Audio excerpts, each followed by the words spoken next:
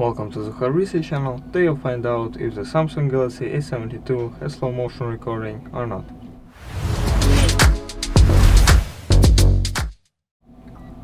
And the answer is yes. Let's open camera. And then you need to scroll here right until you find the more option. And here you can see super slow-mo and slow motion. I've never tried super slow-mo, so let's see what it does. Now I'm going to record a short video and then show it to you. Alright, so now I'm done. Let's see what I've recorded.